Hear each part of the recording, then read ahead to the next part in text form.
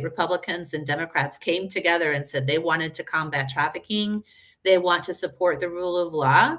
They want to stop trafficking, and they want immigrant victims of trafficking to get benefits while they're in the United States to recover. They want to have a chance to fight the traffickers, and if people need to cooperate somehow with law enforcement, if there ever were an investigation, although often in a case like this, it's too old for there to be an investigation, they at least want the immigrant to offer that. So we start to build community. We start to build a group of people who deeply believe in the rule of law and stopping traffickers from victimizing people who are just trying to make a living. So once a person receives a T visa approval, they get a work permit. And from there, also, there's a path to permanent residency for having had T visa status.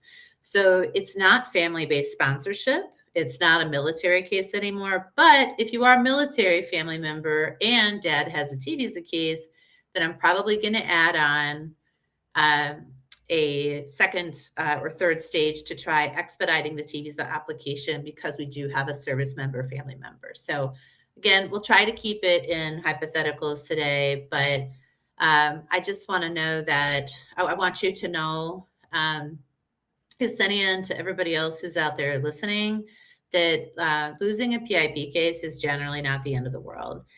PIP is this like super discretionary program. It's managed by these local offices.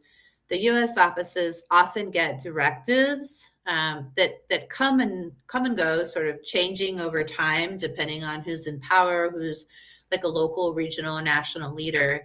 And so sometimes their hands are tied, and as well-meaning as they are, they're just not able to grant PIP or a green card based on PIP. So if you've hit that roadblock, then you've got to turn and say, you know what, if we're not doing family-based sponsorship, let's take a look at humanitarian options.